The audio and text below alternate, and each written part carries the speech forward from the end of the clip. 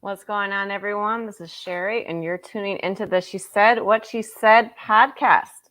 Thank you for joining us this lovely evening. We have a great show tonight. Awesome guests. Should be a great time. And I did want to tell everyone, last week I said I did not know what a Twitch was. I actually found out what a Twitch was.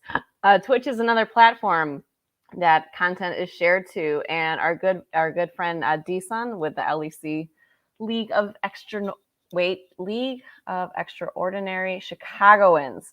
It will be sharing our podcast on his Twitch page, and he also has a show before us from 6:30 to 7:30, and then us here at 8 o'clock. So you can spend your whole evening with us. Without further ado, I will welcome in my co-host. She is a killer on the court, a killer on the field, Miss Killer B, Labrenthia. Hey guys, how's it going? Hope everybody's doing good on this great Wednesday night. Okay, I'm excited about our guests, and I'm super excited. I'm happy to be here. Yeah, special shout out to AirPods. Yeah, if y'all hear a little background noise, a little echo, that's these AirPods, and these are the new ones too. So Apple got to explain them. Yeah, I have these were $10. And I got a pair of those. I don't have them right now, but these AirPods, Apple, I need the answers. Yeah, apparently the AirPods leave a lot to be desired.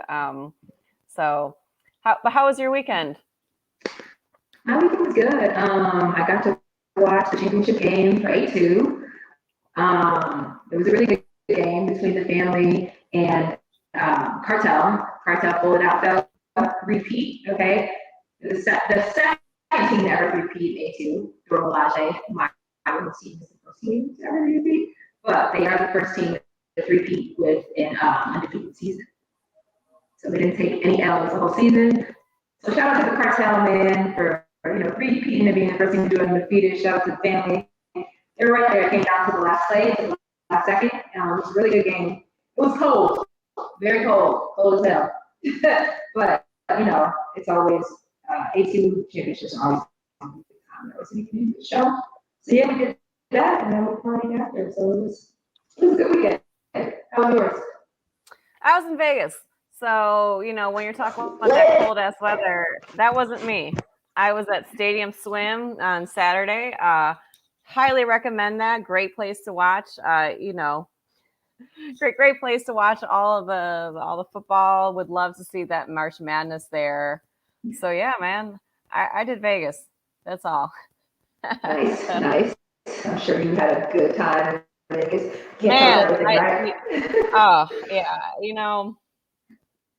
I did, and I was there with Cam and some of my other buddies. So yeah, there was a lot going on. I lost all my gambling money again. One of these years, I'm going to make some dollars, but not yet. Gotcha. Yeah, I usually go up like super early, and I'm like, I'm not going to cut out after 10 minutes. I want to sit here longer, and then I'm like, oh, okay, yeah. This is why you gotta know when to walk away, man. You gotta know. Yeah. Our guest tonight, though, she is a woman that wears and has worn many hats. She was a former collegiate soccer player, a youth soccer coach. She is a Blitz teammate of yours in football. She is an amateur bodybuilder, and she has her own bodybuilding brand. She does it all, and she is one of my best friends in the whole wide world. So without further ado, Miss Emma V. What's up? Hey. I'm just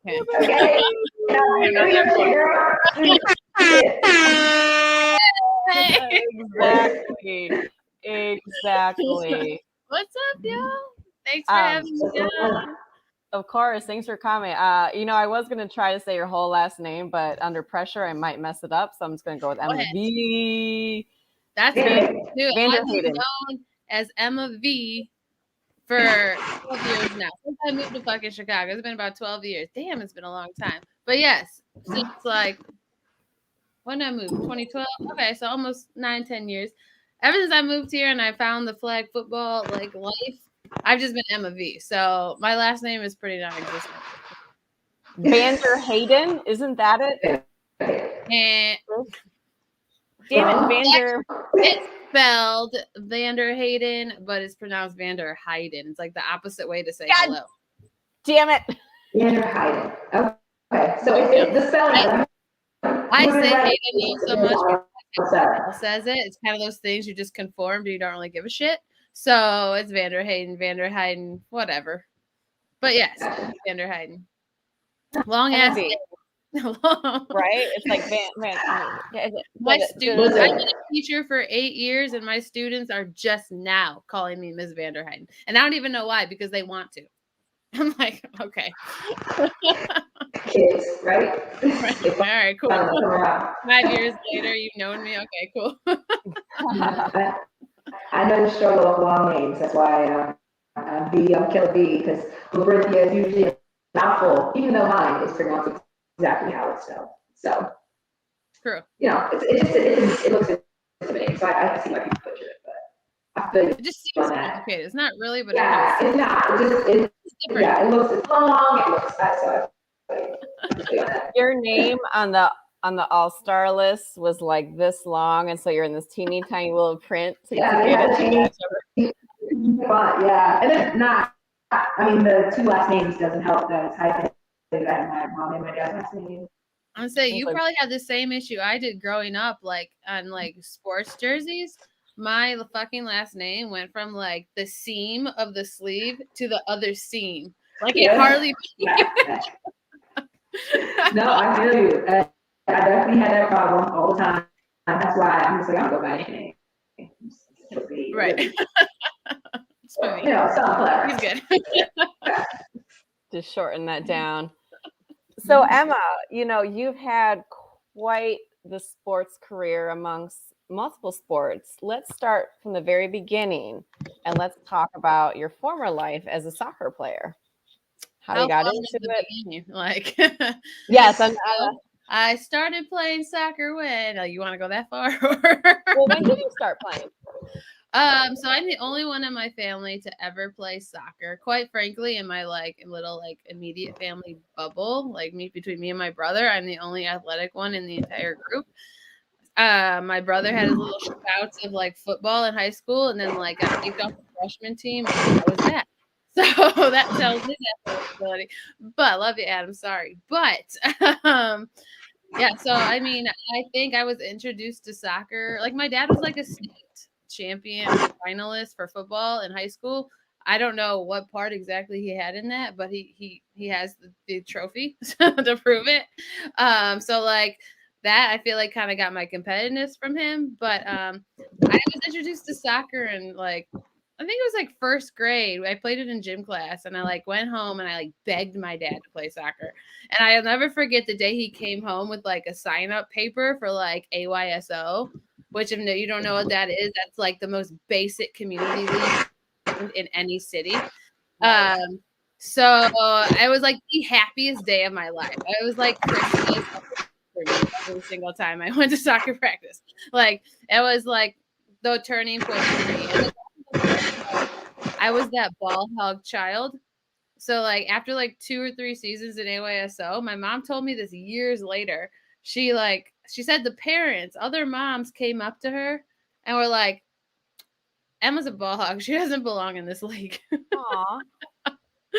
My mom told me that when I was in college. I was like, really? She's like, yeah, you were the kid that would just steal the ball and dribble it and go score it yourself. I was like, oh. You would steal it from your own teammates? Yeah. Hey, look, sometimes you gotta do it. I know the struggle, okay? I was that child apparently. So they were like, you need to go try out for clubs. My parents didn't know anything about club soccer. They didn't know how freakishly big of a world it is, and Rockford, Illinois is Northern Illinois soccer mecca. And they had no idea. So we had 4 clubs in the small city, for soccer, and we tried out for one. They didn't even have a team for my age because I was so young at the time. So I had to play up a year. So that was exciting. I was the smallest one on the team, but right? But that makes you better, I guess, depending on determined you are as a child, I suppose. But yeah, so then I just played club soccer my entire life, up until college. Yeah, and I actually quit club soccer because I got into my little volleyball spiel. I was doing club travel volleyball and travel soccer at the same time in high school. How that works out, prayer. But no, it actually worked out great because high school and volleyball, soccer and volleyball seasons were opposite. So like when I was in club for one sport, I was in high school for the other. So I would go from high school practices straight to club practices, and then I would go work a part-time job. Lord. I am a workaholic. That's the essence of me. If for anyone who's watching this that doesn't know me, I overwork myself. I still do. But yeah, so I actually quit my sophomore year of high school. I decided that I'm not going to do club soccer. I'm going to play volleyball. And sophomore year is the year you get recruited for D1. So there was, and my team was like top level club team. We went to we got invited to all the like college showcases, like in Vegas, Orlando, ESPN, Worldwide Sports. You had to go there to be seen. And so those times in my sophomore season, I was not there. So I missed all the money. Trying to play volleyball with your little short. I tried to play sport. Were you libero? Were you in the back row? I'm guessing. No, I was a setter. Okay. Naturally. Okay, so yeah, I see that. I wanted to basically be the quarterback of the team because that's who I am as a person. I want to be the leader. I want to be in charge. So I decided my short ass is going to be a setter. Okay. Yeah, when I should have been. Setters are usually short though. My experience playing volleyball in high school, the best setters were always short. Always. Until you're in the front row. Yeah. But I mean, you ain't got to hit it. You just got to set them up. My poor teammates were always instructed to like cover for me every time I was in the front row. How tall are you? Block once, it was like a half-ass block because like my hand would like go like half above the tape. So like I felt like I got a full block once, and it was like the happiest moment of my career. How tall are you? Can you tell us exactly how tall you are? I am 5'2 3/4. Okay, yeah. I realize that. You're little. 5'4" if I have heels on, you know. Whatever. Yeah, she's shorter than me. You play big, so that's what matters, right? I used to have hops back in the day, kind of. Just not really, but nice. I like to think I did. So but yeah, your collegiate volleyball career didn't work out too well for you. I got a D3 offer, y'all. You did? I did. Hey, that's something. I got a D3 offer for volleyball, and I was like, and it was funny because it came after I quit volleyball. So after halfway through my sophomore year, I had like self-reflection. I was like, what the fuck am I doing? I'm a soccer player. This is just stupid. So my junior year, I ended up playing varsity volleyball for high school, went back to club soccer. But at the time, all the scholarship money for D1's handed out. So I literally went through the entire NCAA list, D1 and D2, because I was that selfish-ass kid that was like D2 or nothing. D2 up or nothing, you know, like D1 or D2.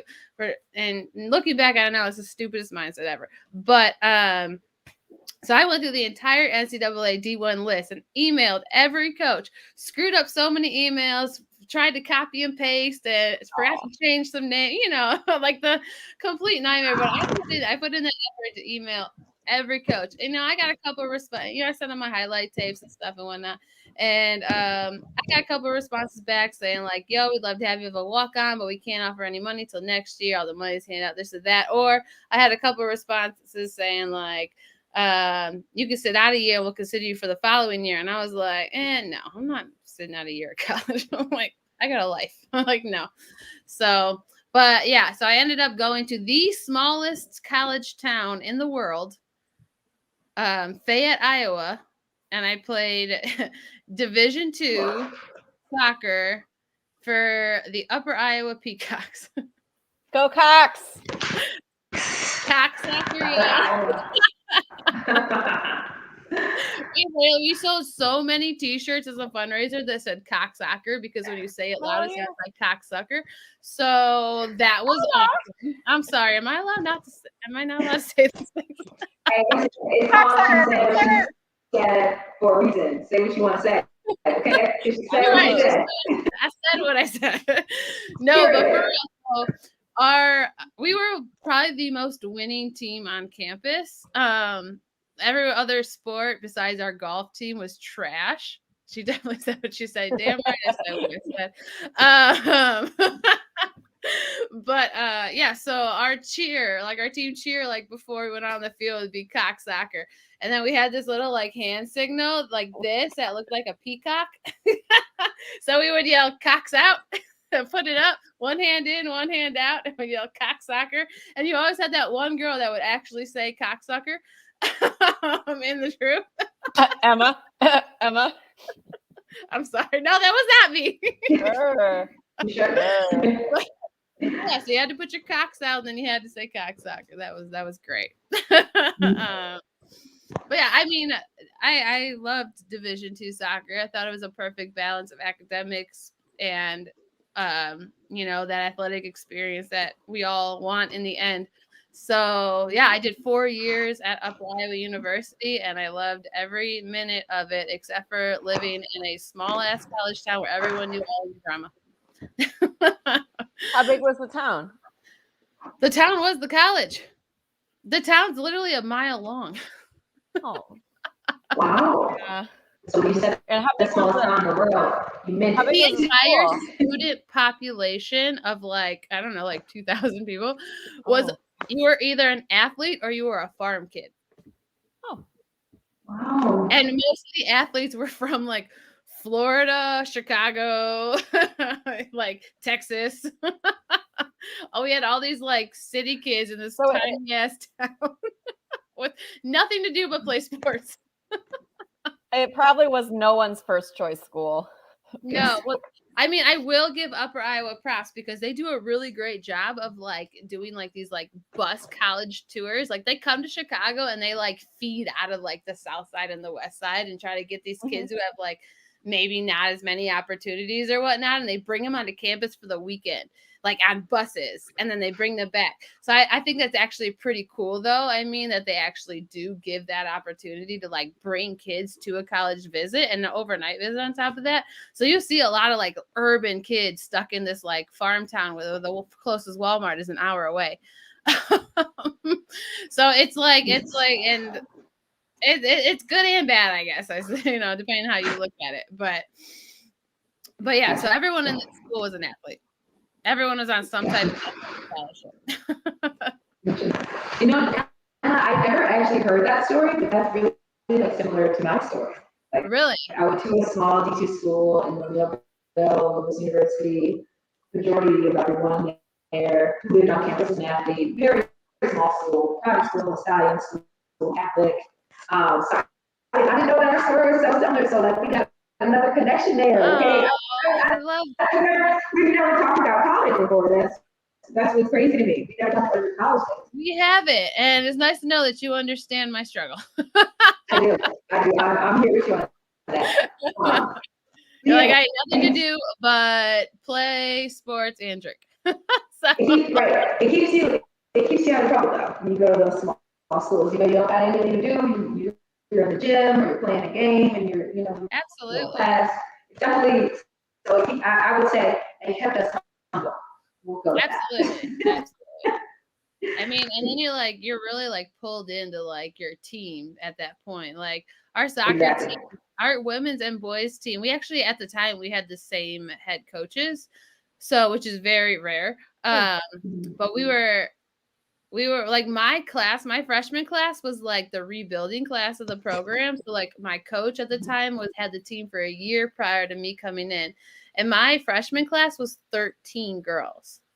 So in soccer, you may get 6 for an incoming freshman class. It's half the team right there. So he restructured the entire team with 13 freshmen, and you won't understand how pissed off these seniors are that we came in and we took all their spots.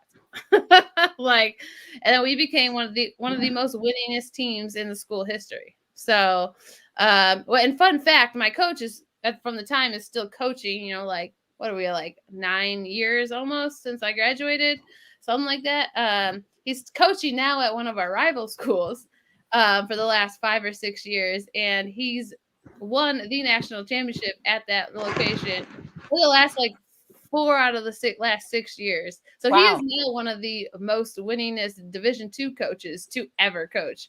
I was like, so that's cool because I was one of his first. So, right. That's dope. That's super dope. Yeah. What was your coach's name? You go give you a shout out, man. Brian Ball. He's coaching at the Minnesota State Mavericks, Mankato. Cool. So yeah, and Ben Jones, the assistant coach, they're like a tag team. They're still together. So nice. But yeah, if it ain't broke, don't fix it, man. That's awesome, right? Clearly, I thought I was in a small college town, by the way. So yeah, Penn State. Okay. It actually Big Ten, no big deal. A big time athlete. Oh, who watches Penn State? Please share it. Well, no. I mean, I meant like the town. Like, I mean, the school is like 40,000, but the town itself is like 40,000. So it really is just the school. And gotcha. Yeah, it's an adjustment, man. Like, especially like being out in the middle of nowhere, you're like, where am I? Right. Why are there so many white people? Like all these agriculture. Welcome to Iowa. Yeah, and you smell that little scent of like, is that manure? Yeah, you're on a farm. It's an agriculture school. So no, I get it. I mean, much bigger scale, but like going out in the middle of nowhere, you're like, Iowa. Why are there so many people? I? Yeah, it's So we covered soccer, and I know. I mean, and you're still coaching youth, right? Yeah. So I grew up. Club or travel? What are your youth? What are your little children? Both. Yeah. So I'm essentially coaching what I grew up doing my entire life. I coach elite youth soccer for the Lyons Township Soccer Club. So I'm out in the suburbs, just near west suburbs here, and currently I have 3 teams of 9-year-olds. So I used to be in charge of the entire development, basically, of the youth girl side. So I had everywhere from the youngest age, which is like 4-year-olds, up until my 9 and 10-year-olds. Well, my older team has now been graduated out to one of the directors. So like they go through me. They funnel all the younger ones funnel through me, and then they go on to a director essentially. So I initially had like 4 teams among those age groups. Well, in the last year, literally the last 12 months, I grew my 4 teams into about 7. So that's huge growth for girls soccer, especially just in our one club. Because in our area of the suburbs, there's literally 15 soccer clubs. So so all them kids. I can't coach. I can't coach all those kids anymore. So I have just 3 teams for one age group now. They're all born in. We go by birth year. They go by 2012s. So I have a low team, a medium team, and my high performing team. And my high team just graduated to the top division, so they're about to be one of the best teams in the state, which is exciting. That's dope. That's super dope. Yeah, I'm super excited about that. I've never had an A division team. They usually get taken from me before they get there. They usually get taken from me by a director once they hit the B level. So my last team that made it to the B was the one that graduated to the director. So my lower level, or my 2012 team, that they were in the B this fall season, and a director, basically the head boss, was like, I'm going to take them for the fall year. And I was like, the hell you are? I was like, I will quit if you take my girls from me. Love it. Period. I threatened. I was like, I will leave this club if you take my girls from me. I'll burn this whole shit down. Turn those kids to the ground if you take them. From being a group of 4 girls, and now they're an A-level team. I told them, I was like, let me get them to the A level. Let me get them in. Because I was like, I know we're going to do well in the B division this year. And they were smoking chicks. I really wanted to say the B word, but I'm not because they're kids. But they were smoking girls out there in this higher division. So they actually finished second, unfortunately. We were first all season until the very, very last day of the season. One of the teams passed us off a tie. Yeah. Oh. But anyway, so top 2, you usually move them up. So we're moving up to the A for the spring, and I know that they're getting taken from me after this spring. So I'm like, I told them, I was like, let me get them to the A division, then they're all yours. You can have them. I'm gonna have an A-level team, damn it, because I created them. But yeah. So as you can see, I'm super passionate about my girls. I love them. I love them so much. For sure. So I think I just like them, actually. So gotcha. I like bossing people around. No, I feel that. So you started with the soccer and the volleyball, right? And in college, and you currently coach soccer. So can you tell us about how you kind of started with the flag football and the tackle football world? Because I know I met you at Bliss, but I know you started years before that and have so much more experience. So can you talk to us a little bit about how you got started with that? Yeah, before I do that, I'm going to answer Jody's question here. Jody, I'm assuming you're referring That's to my my sister. girls. Yeah, I know. Hey, sister. I know who your sister is. Right now they're playing a 3-2-1. I'm about to use indoor to transition them to a 2-3-3-4-5-6. Yeah, 2-3-1. But I'm not entirely sure yet. But yeah. Okay. Anyway, so I blame my ex-boyfriend for flag football. Before I even moved to Chicago, I was working in Rockford for 6 months after college, and I was coming to Chicago every weekend anyway. And he started playing in the flag league, what it was called, CBL. Mm-hmm. And I was coming to watch him, and I was like, these girls are trash. I was like, hey, not me, thanks.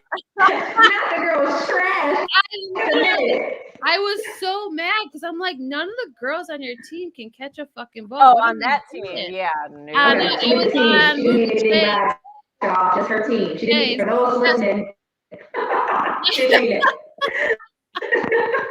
Yeah, the girls from Move the Chains that are still playing in the league are fucking dope now. Like, what's her name? Valerie Span. But I met some dope ass people from that team. So and Erica Bridges. Mm-hmm. Yeah, Erica Bridges.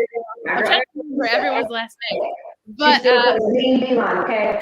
Erica Bridges still plays a mean D-line. Still to death. But yeah, so I remember that was back when everyone was still like new and like learning how to play football. And I remember looking at them like, these girls can't do shit. So I went up, Mike Singleton was the owner of that team. So I went up to him and was like, yo, can I play? And he's like, hell yeah, you're here every weekend anyway. So I was literally driving into Chicago on the weekends just to be with, spend time with my boyfriend at the time. And I just happened to just jump in and play for fun with him. And then it just grew. And then about a few months later, that's when I actually moved to Chicago. And then I could attend the practices and stuff. Like they were literally telling me, they're like, you didn't got to come to practice, just come to the games. I was like, okay, deal. But so yeah, that's how I got into the flag league. And yeah, it just, it consumes you. So it's just why I don't play anymore, because it literally consumes your life. And I have outgrown that. But yeah, so every week, that's no shade. That is no shade. I'm bullshit. For me, I've outgrown that, because when I was doing the flag football life, I could not take competitive club teams. Okay. I chose, for me, I wanted to do what I'm passionate about, and that's giving back to what I grew up doing my entire life. And so in order to do that, I had to let flag football go. And I'm okay with that. I have less injuries, less concussions, less drama. in my life, dealing with all these flag drama people. Like, I miss it. I miss it a lot. I miss the socializing part of it, I think, the most. But and of course, playing, it's always fun. I'll have a blast every time I step on the field. But what's important to me in my life now, I've outgrown recreational flag football. Okay. So that's pretty much what it is. Would I go back and play? Sure, if it didn't take over my life. Yeah. If I can show up, absolutely. But no, I'm not coming to practice during the week. I gotta coach my own practice. Like, and then Blitz, like I can be Blitz. So B, what she's saying is she'll be on our roster and just come on Sundays. Really, I heard that. Like, I felt like that too. I felt like there's a chance that she might come back and play. I know. I heard. I'm like, so if we can work out something where she just comes on Sunday, that's what I heard. And you don't got to stay the whole time. Just like coming in. And you don't even need to come every week. We'll just circle the games and. If it doesn't piss all the other girls off, then cool. Like, I know we had like 5 people left at the end of the season because we had so many injuries. So you would have been much used. For sure. I know the seriousness of this flag life. So I know that if I'm that person, and I tried this with Elite for 2 seasons. So my last 2 half-ass seasons, I tried that. I tried to like come, but I don't want to be that person that just comes and jumps in and takes someone's spot, because we got some girls out there that are really living this life and saying that this is their whole life. And if I take their spot because they come to practices and I'm not, that's going to cause some drama, and I ain't got time for that. So, and quite frankly, like, I understand the fairness of it too. So it's like, it's really not that big of a deal. Like, but so it is what it is, and I know how it goes, and whatever. Like, I'll be happy to come guest play or play. We'll put her on our roster. It's pretty much signed and delivered. Yeah, whatever. I do miss y'all. I do miss y'all. So I'm sure a lot of people miss you too. They'd be shocked to see you out there. I was considering doing the indoor league. I was considering. You heard it. Get Come on. Sign it. Well, it's funny because I have been out of the flag life for about, God, has it been like 5 years now? I've been out of the flag life. Yeah. And every season I get at least one person text me like, yo, you coming back? Usually me. Like, I feel so loved. Like, I'm like, yo, remember me? You should. Hey, that's how it goes though. When you lose a good player, man, they wishing that there's always a chance. There's always a chance. You gotta see. One season that comes when I don't get invited. The one season that comes when I don't get invited, I'm gonna cry. Yeah, that's when you know you no longer made it. But now, okay, so now you tackle bitches. Yes. Yeah, yes. That's how I started that. Is that more fun for you? Oh God, yes. Like, if I had to choose flag or tackle, I'm not doing flag. I'm not. Like, that happened because I started playing with Force back in what was it, like 2016 was my first season with them. And so like Force had tried to recruit me back in 2013 when I was like fresh to flag. And I remember, and I love you, Tammy, but girl, you scared the shit out of me. So we were out at a Dunbar when the games were at Dunbar. I was on the sideline of my game, and I think like I was off, like, was on or whatever. And she's walking around handing out flyers for tryouts for the 11v11 tackle. And this big old lineman, she's the sweetest person in the world, but she's huge, towering over me, got a deep voice. And she like looks down at me, hands me a flyer. She's like, I laugh every time I tell this story. She looked at me, she's like, interested in playing tackle football? I looked up at her like, I'll think about it. Right? Are you tackling me? I don't want that. I don't want that. No. Mike Singleton. I turned my head to Mike Singleton, who's standing next to me. I was like, Mike, you like, and me, just this young little girl trying to learn how to play flag football. I look at Mike. I'm like, Mike, you think I'm ready for this? And he said, you ready for that? I'm like, nah. Nah. Which I back at it, I'm so mad I didn't go because they won the national championship that year. Oh, man. So then the following year, I got introduced to the Bliss. And they were like, I think Bernard Ellsbury coached for them then. He was like, yo, that's when I met you, Cher. We were at Nationals. And Bernard was like, after Nationals, we got Bliss tryouts the next weekend. You should come out. And part of me was like, I was super body conscious and whatnot. I was like, no, I don't think so. But there was some drama going in my life. I need to get out of my house. So I was like, fuck it. I'm going to get up early in the morning, go to these tryouts, get out this house. So I went to tryouts, and that's when it was me, Javelle, Chabria, and a bunch of other people trying out. Me, Javelle, and Chabria made it past tryouts. So we were basically like the 3 stud rookies, if you will. And so we were going through it. We went through the rookie camp or whatnot, and then came the first round of cuts. And now at the rookie camp, and I'm not trying to brag or anything, this is literally what happened. At the rookie camp, the coaches who were running the drills for, they like teach the rookies how to play football. They were literally like, Emma, demonstrate this. Emma, show them this route. Emma, do that. So I was like, I was feeling myself. I was like, all right, like they like me, right. So the next day, the head coach, Hack at the time, was making cuts. I got the phone call. They cut my ass. They cut me, and I'm calling up, and all the assistant coaches seem to like me. So I contacted 2 or 3 of them, and I'm like, yo, what happened? Like, and when I choose to do something, I'm gonna fucking do it. Like, I'm committed to it. So I was passionate about that. I was trying to get into shape for it. I wanted to actually look good in the uniform. Like I was in it, and so I was kind of heartbroken on top of like all the drama that I had going on at the time, because that was when my relationship was ending of 5 years. So that was my outlet. So I was heartbroken that I got cut when it seemed like everything was going as high as it possibly could, as great as it could. But yeah, and they literally verbalized to me, 2 of them verbalized to me that they had no idea why he did that. They all told him to keep me.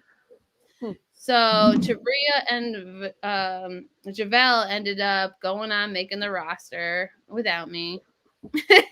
And that was that. So then the next year I was like, well, fuck it, I need something else to do. So I went and played for Force. Right.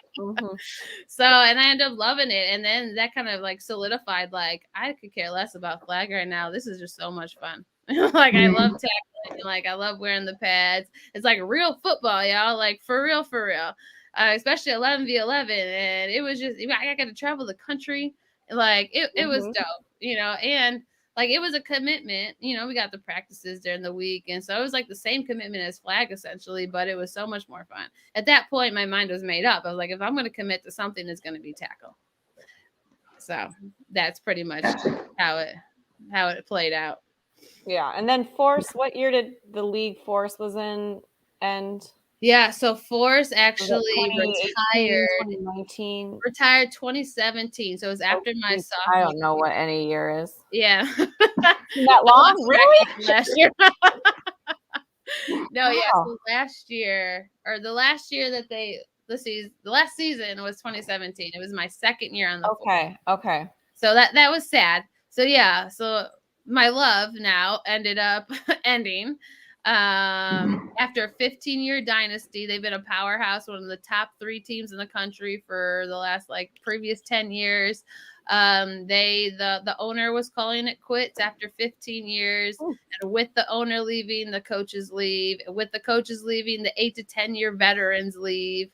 And a lot of them actually are flying across country now on a weekly basis to play for LA and all these other teams. But okay, so the league is still around. It's just the I thought the league. Oh yeah, there's like 4. There's like because 4. I mean, you guys won so much, it just seemed like weird that they would just. Yeah, so like when everyone heard Chicago was folding, they were like, "Ooh, get their players." Right. Yeah. Chicago was scary. The Chicago Force was scary, man. They were the only people that could beat us was Boston. So we lost to Boston every year I played them. Damn. I know, but yeah. So after that, I just focused on coaching for a couple of years. And now you're back with the Bliss. Well, Blitz now. Yeah, you can take name changes. That's Deanna's fault.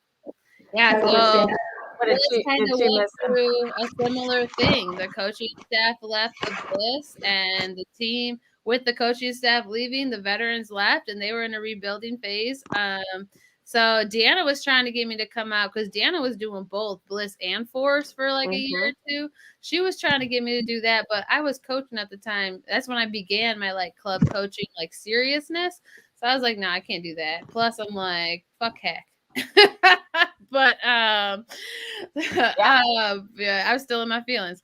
But yeah, so after Force was done and Hack and them were all gone, Deanna was trying to help rebuild the team with Javelle and Tamika and them, and Deanna convinced me to come to tryouts, and I did, and then the rest is history. Here we are. You want to tell us a little bit about that first season that we had on the Bliss? Oh, it feels so You long and I played. It does feel long ago. But 2 years ago? 2 years ago, yeah. First season. That season You was on defense? yeah. Okay. Yeah, so I was always a DB or a linebacker, or whatever the fuck you want to call it in flag. That's what I've been trained in. But then in tackle, I was never allowed to play defense because I was one of the core receivers and running backs.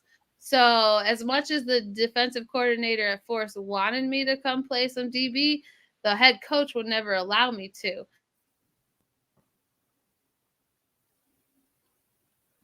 Oh, wait. Did you freeze up? She froze. Oh, no. Emma, turn on. No, we have some technical difficulties. Oh, Oh, no. man, we lost her. Well, hopefully she'll be back. They always come back. Yeah, they always come back. You know what? It's funny that she brings up that she played offense because that was the first year I played with her as well, and I had no clue that she played offense because she's such a great defender. Like she played in the flag. I'm gonna I'll let her tell her position and how well the new position was and stuff like that. But she's definitely a baller on defense, and I'll tell you what, I'll play alongside her on defense at any time, any game, any place, because she is a killer on defense. She is. She's scrappy. She's scrappy. She's strong. She's tough. But yeah, I'm gonna let y'all tell her a little bit about that. We're gonna try to get her back. So we're gonna we'll take a quick commercial break. And then we will be back with you guys shortly. Tranquility, Trey Bella. Alleviate the stress of your day. A fresh approach to nail care service at the top of the pampering scale. Awaken your senses with no chemical smells. Relax. We're at your service with professional, personalized treatments. Enjoy a manicure or pedicure tailored to you. Trey Bella Nail Spa, 1049 South Halsted in Chicago. Follow us on Facebook and Instagram at Trey Bella Nail Spa or book at TreyBellaNailSpa.com.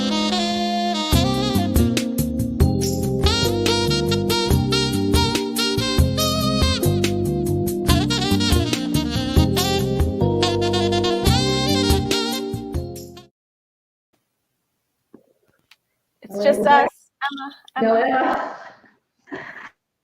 Yeah, okay. So Blitz is happening though. Because I mean Blitz. You guys tried to have that league last year with COVID, but Blitz is happening in 2022, correct? For sure, Z's. As of now, we are happening, but that could still change. We don't know for sure, but as of now, it is happening. Last season, we had a similar situation where the season was on. We had games scheduled. We had been practicing for a whole year, and then they decided to cancel the season. I mean, with COVID, everything, it makes sense. So now COVID started to die down. You know, people are vaccinated, stuff like that. We changed venues. We regret it. Like you said, we used to be the Bliss, and now we're the Blitz. Right. So it should be happening. We do have trials coming up in January. So anybody interested in playing tackle football, the uniform is a little skinny out there. I do want to throw that out there before I become a trial. What your back? We were just talking about the tryouts for. Yeah, we're talking about tryouts for the Bliss. I was just letting people know about the outfit, and if they want to come play tackle football and they're in shape and they want to wear the little shorts and the little sports bra and barely pads, then wear your team and come out January 23rd. Looking forward to seeing y'all. But we do want to circle back to you, talk about the position. Oh yeah. To the Bliss and playing defense and you play offense. I spoke on that a little bit, but I'll let you go ahead. Right. Okay, my bad, Joe. I had to like turn my Wi-Fi off and then turn it back on. Apple, come on, man, come on. This MacBook messing up everything. Right. No. So when Sid ended up taking over the team, his first practice, I was lining up to do like the running back drills because I hadn't really had a position set foot. I was just like thrown in as a running back with the original coach or whatever because like that's my experience. But Sid looked at me, and Sid knows me from years of flag. He knows what I can do already. So he looked at me. He said, "You're gonna play strong safety." I looked at him. I said, "Huh? Strong what?" What now? What'd you say? Well, what is that? I was like, "I'm a running back. I'm a receiver." What? Nope. He's like, "You're the only girl on this team that knows how to form tackle. You're a strong safety." I was like, "Okay, all right then." I was like, "You may not be lying there." Okay, so I was like, he's like, "You've been trained how to tackle, so you're a strong safety." I was like, and he's like, "And you know how to read offenses on defense." I was like, "Okay, cool." So yeah, I put, I had no choice. I had to put my trust in him, and he coached the hell out of me in that position, and I ended up doing pretty damn well. Not the first game. The first game. Well, here's the thing. Like, I'm a studier. Like, me and Labrenthia, we used to sit there before practice with our little toys and just see the damn play calls and shit. So, like, we could answer any question. He would ask me a question. I would answer. And once I got on the field that first game, it was so fast. Like, god damn, arena football is fast. It was so fast that my brain was fucking opposite day. And so every play call I would call out, because it's my job to call out the play. Yeah. I got Labrenthia next to me because I forget half the fucking time. So she saves my ass every game. But so we're calling out the plays. Whatever I was actually supposed to do, I went the opposite way. And I got pulled out before halftime, getting my head torn off by Sid. And he tells me, he's like, "You're just going to take a break. You're going to get yourself together and you're going to take a break." I'm like, "Cool." We go into halftime. I'm pissed off because I'm sucking it up. And that is so after halftime, we're running back out on the field. And, I run my little happy ass back out there like, "Yeah, I'm going to get this together." He said, "Emma, get your ass back here." And he put me on the bench. I was like, "Sid, you said take a break." He's like, "Nah, your ass is done." Taking a break during this game. Hey, listen, That's a long ass break. That first game was definitely a culture shock, baby. We got on that field and we just like our eyes were like a deer in headlights. Like, it's so fast. And then like Emma said, we usually have each other's back, and we were, on the calls, but we were all confused. I'll tell you that right now. Everybody was confused. And so many players who didn't play before. I had never played tackle before ever. First year playing tackle, the first year I was playing football at all. Me and Emma played flag, and Emma played tackle before, so I had never played tackle. And a lot of the girls had never even played flag. So it was defense. It was a culture shock. Okay, it was hard. To be out there, and the game is really fast. The rules are different. Yeah. You're my little 5'2" ass trying to tackle these like 5'11" girls, track runners. I'm like, what? We all sucked in that game. Let's be clear. Not just Emma. I mean, her job was just so important as a strong safety to come down and tackle and put people on their back. Not what we expect, okay? But we all sucked. Though, because Sid lit a fire under my ass, and let me tell you what he did. That, oh my god, I almost quit. So the next practice, the very next practice, it's like we're like indoors because it was rain or something. He comes on and he brings in this stick He brings in this chick, flies her in from fucking Florida, who's comes into this practice, and we're all like, who the fuck is this? Okay, cool. The girl's trying out. They're like, she's like, oh yeah, I'm from fucking Florida. So I'm a strong safety. Oh yeah, I remember that. I remember that. I got so quiet. I was just like, this motherfucker did not just fly in a strong safety. Hey, a little fire in your ass, like you said. You got fire in your ass. You knew it. Fired my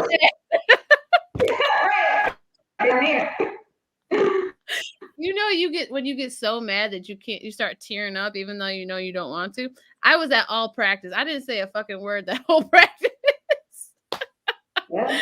I couldn't believe it. I was like, he did not just fly in a strong safety. That's a Sid thing to do, man. I've known Sid for years. I play with him for years. The next day. He will get you, man. But did it let him fire? Well, yeah, right, because you know what happened. You know what happened 3 weeks later at our next game?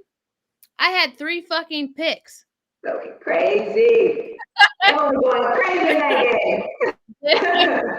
And every single one you caught, you probably yelled, "Fuck you, Sid." No, the first one I caught got stripped. No.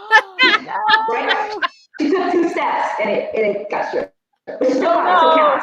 In Austin's defense, and I brought this to Sid's attention. In Austin's defense, the entire team is trained to strip, regardless of what side of the ball you're on. So they knew exactly what they were doing. I wasn't ready for that shit. I caught the ball and I was like, "Okay, run, Emma, bitch, run!" Like, like mine. Came in from behind me and did a little, like, what is it called, the peanut punch, or punch that shit out. Yeah, peanut punch. Like, thank God someone was, I think it was Little Jess or someone was behind me, just jumped on top of it. I was like, nice. Oh, Sid was about to murder me. Yeah, that's another difference between tackle and, because flag, you can't strip the ball, man. Once someone has possession, that's it. Tackle, no, they can knock that shit out. They can grab it from you. You better take a squeeze. Man, yeah, you gotta get some strong hands in there. Yeah, absolutely. You cannot be delicately carrying the ball like I swear. Yeah, so that season ended up, I mean, team-wise, this season was shit. But like defense-wise, we were the shit. Like our defense was incredible. Like Sid is an incredible defensive-minded coach. Like he is. You couldn't fuck with us. You could not fuck with our defense. The only reason why we were losing games by like, once we got our shit together after that first game, we only were losing by like a touchdown. The only reason we were losing those games is because our defense was on the field the entire game. Right. Yeah. There's the offensive issues. Right. So it's like there was no, unless defense got a pick 6, there was no way we were going to win a game. And you get tired. You get tired when you're on the field for 3/4 of the game. You know who I had to tackle? Ferrari. He dragged me 5 yards. There's a video highlight. I gotta find that video of Labrenthia getting dragged for a few yards. She did. Wait a minute. That's not what we're doing here, okay? Hey, look, I didn't get dragged. I got carried. She carried me on her back. Okay. I remember that. What was her name from Nashville? The big Maya. Oh, that one hurt. Oh my God. That one hurt. Maya. You did a good job, Maya, though. She was a hard tackle. You was coming I'm down. pretty sure I said a prayer in my head before I tackled this 300-pound guy. Oh, man. 300 pounds, man. She was big, though. 300 pounds, that's over. I'm sorry. That was big. That was an exaggeration. I'm not trying to be rude. Yeah, it is. But yeah, that's a big bitch. Yeah.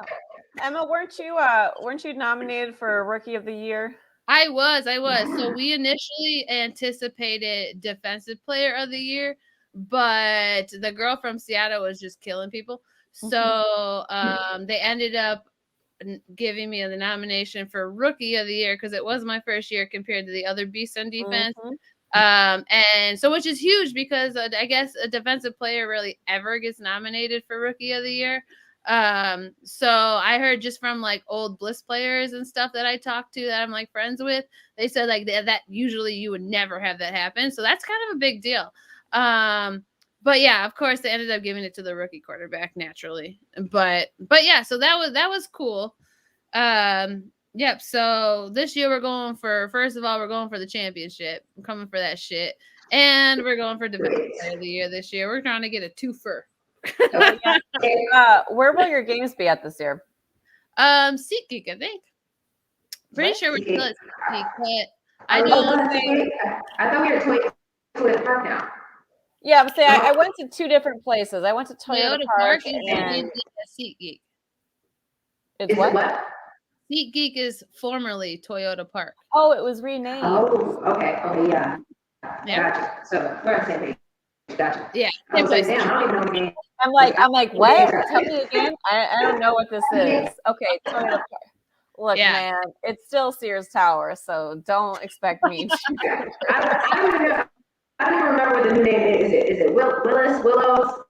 I don't know. It's still Sears Tower. Yeah. Okay. Still Sears Tower. You know how the Chicagoans do it, okay? Man, yeah, I don't know. So, in addition to all these things that we've talked about for damn near an hour, we haven't even touched on your other love, which is bodybuilding. Tell us a little bit about that. Yeah, so that endeavor, I blame my boyfriend, Torrance. Bad example. Yeah, I mean, I've been the most self-conscious person in the world my entire life. Like in high school, I wouldn't even wear shorts because I was embarrassed of my knock knees. Like I'm extremely fucking knock kneed, where it's like really, really hard to watch myself like walk in a video. Like, and like watching like the games, I hate watching myself walk after a play. Like that's how self-conscious I am about my knock knees. So like I've been like that my whole life, let alone stand on a stage in a bikini. Like why the fuck would I subject myself to that, right? So like when shortly after we started dating, like he was a trainer at the time, and you know like knew a whole bunch of bodybuilders, trained that tampered with the sport a little bit himself, and he kept being in my whisper in my ear like, oh, you would be a really awesome figure competitor, you got a lot of muscle. And I was just like, yeah, okay. You know, like whatever. And then he took me to a show that his friend Devin was competing in. She was a bikini competitor at the time. She's now retired. And I was like, yeah, I'll go check it out. And so like when the figure girls came on stage, I was just like looking at them like, okay, this is what he said I could do. And I was looking at, I was like, you know, I like a challenge. You know, I was like, I've never been shredded in my life before. I was like, I could do that. I could push myself, see what I can do for that. So he introduced me to Devin's coach, who's still my current coach, Kelly Tenuta. And I literally talked to her for maybe like 30 seconds. She blew my mind. Like I was coming off a really heavy drinking weekend the weekend prior, and I felt like shit all week. And so like in our conversation, I like mentioned that. And she broke down to the freaking like mitochondria in my cell what was happening in my body this entire week and why I was feeling the way I did and why I couldn't recover and this, that, woo, woo, in like 20 seconds. And I remember I looked at her and I was like, in my head, I'm like, she knows her shit. Who is this? And so I was like, I'll think about it. I'll be in touch. And then so I went home. I was like, the drive home was like an hour drive home. And I was like, I pretty much just talked myself into it. So the next day, that Sunday, I like texted Kelly and I was like, okay, I'm in. Like, let's do it. So yeah, so I signed on with her and I did like a mini like building, kind of metabolism building season so she can get to know my body for about 4 months. And then I jumped into a 15 or 16 week prep of dieting, cutting weight for 15 weeks. And man, did I get hooked. I stepped on stage for that first time and I was like, yo, this is everything. Like I look like a fucking superhero. Like this is everything. And I've been hooked ever since. So how long has it been? Was it 3-4 years? Yeah. So my first season. I have no idea what time apparently. 18, 19, 20. Yeah. So this is my third full year. Third full. Okay. You just finished your season. Yeah. I just finished this year. The nails are still on. I know, hardly. But yeah, so I just did my 7th show. Mm-hmm. I typically Congrats. And you got 4th this past one, correct? Yeah, so I finished 4th in one of my classes, and I finished 5th in the other, which is not bad because it was a huge show. So right, yeah, because that was a pretty large one, right? Yeah, there was and it was a local regional show. It was one of the national qualifiers. And Illinois hasn't hosted a show in a year and a half because of like Illinois COVID rules and restrictions and whatnot. So this was the first big show back in Chicago, and it's the biggest they've ever hosted. There was like 205 competitors in it, I think. So yeah, it was huge. It took literally 10 hours. Yeah. So yeah, wasn't last year Chicago Pro Show in like Atlanta or something? Yeah, so they have the Chicago Pro, which also has an amateur portion to it. And because and that's usually held in Tinley Park. And because Tinley Park's rules are what they are, they moved it to Atlanta for the last 2 years. So COVID's been really fucking up the bodybuilding world. Like the New York Pro has been in Orlando for 2 years. The Chicago Pro's been in Atlanta for 2 years. Like, yeah, it's weird. I can't wait till things get back to normal. Yeah. Sure. Can you tell us what that's like? Because like I look at you guys doing these shows and the way your body is shredded. Can you tell us like what that like the week is like leading up to that, what the prep is like? Because I know it just looks like hard. It was hard. So there is a reason why the Blitz has not seen my face since our season's been canceled. Because I had been in prep and I made the executive decision that was best for me to step back from all recreational sports at the time. Since season was canceled, it was no longer competitive. It was strictly recreational at that point. So I stepped back to focus on prep. And so everything in prep is extremely regimented. Everything is exactly the same every single day. So you wake up at the same time every day, ideally, like as best you can. My life's a little crazy, so I do the best I can. But you wake up the same time every single day, no matter what day it is, weekend or weekday. You do whatever amount of cardio that your coach prescribes you. I was at 45 minutes in the morning. So I'd get up, I'd do 45 minutes of cardio a day. Then I'd eat my first meal. Then I'd get ready for work. 3 hours after my first meal, you got to eat your second meal. Then you go about your day. 3 hours after that, you got to eat your third meal. Then you go about your day. Then you got to get, ideally, if your work allows you, you should be doing your lift in the middle of the day while you got all this energy from the food you just ate. And then 3 hours after that lasts until you eat again. And then you go do your cardio after you replenished your energy. And then 3 hours after your last meal, you got to eat your final meal of the day.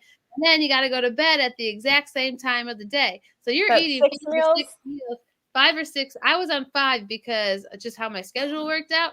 But I used to do 6 meals a day. And every 3 hours on the dot, you have to take a certain amount of vitamins to kind of like help your digestive system manage all the food so frequently. You have to make sure you're getting your 1.5 gallons of water throughout the day. You have to make sure you're getting 8 hours of sleep a night, which that is where I fail at. I don't sleep. And so that's why it also could maybe stunt my progress this year. But yeah, so like everything has to be or is supposed to be strictly on schedule, regimented. So like going out to fucking like the bar on Friday night, that's a no-go. This comment, the discipline, me too. I don't have that type of discipline. Whoever wrote that comment, thanks, sis. Yeah, so because this is nuts. It's hard. It is so hard. And like I like the sport because I like to see what I can push myself to. Like it is the discipline for me because like when I don't have that regimen or that discipline, I don't know what to do with myself. Like I work a lot of jobs, and so like I want my meals planned out. I want to be told what to eat. I want to be told when to eat, so I actually remember to eat. I want to be told how much water to drink because I'll go the whole day without drinking water and then go home and wonder why I feel like shit. Like I'm dehydrated. I need that. I need that regiment in my life to keep me like moving. It could be because I'm so used to it. I've done it for 4 years now. So it could be that that's just who I am now because that's what I'm doing or what I've been doing. I don't know. But to me, like, I want my meals prepped. I don't want to think about it. Emma is so disciplined. She's gone to Vegas twice during prep. She has brought her own food. She has one time you did cheat a little bit and drink, but yeah, this chick like legit will come to Vegas with a whole suitcase full of food that she already prepped. It's like, well, I'm about to hit this buffet up. I get flagged going through damn security. Like I always get that little note in my luggage. The peanut butter, you can't take the peanut butter through your inside of it because something looks suspicious. It was like a jar of fucking almond butter. Like, like something suspicious in your bag. So we opened it and looked. I'm like, yep, it's just frozen food. Traveling on prep is interesting. It's easier than you think, but you gotta take the time. You gotta prep all your food, you gotta freeze it the night before, then you throw it in the luggage, and you can't bring certain things on carry-on. So I literally had a suitcase of food. I had my clothes suitcase and my food suitcase. and then they don't give you 2 bags just because you gotta eat. You gotta bring an extra bag. Yeah. You gotta pay for a whole other luggage. That's nuts. Yeah, insane. And so and in Vegas, they don't let you use the mini fridge in your room.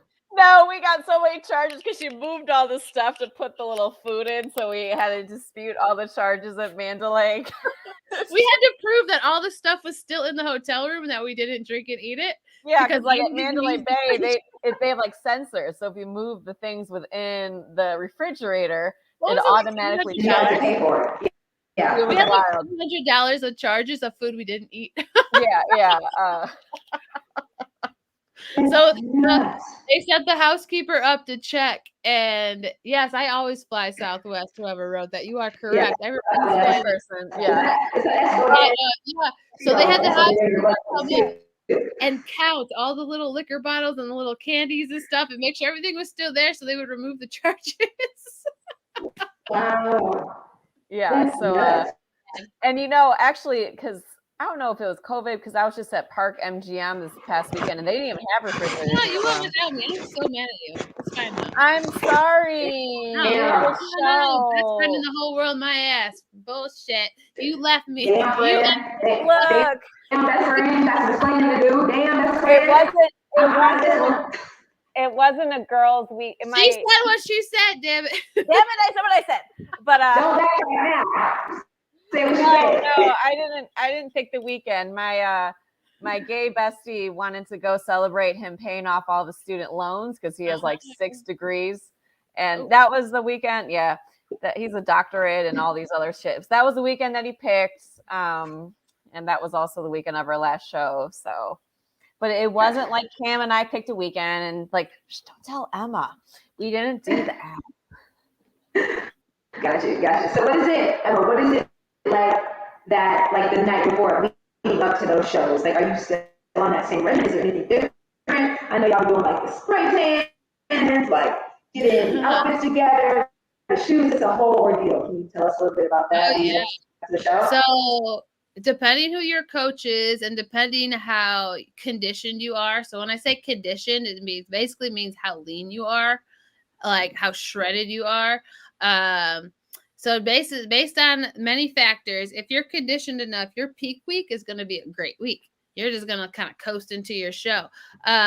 I was not conditioned enough. However, my coach's philosophy is health first philosophy. There's a lot of bad coaches out there that doesn't. It's competition first, which thank God for Kelly. So she, like, I'm not as conditioned as I want to be. Fine. It is what it is. We're just going to do our thing.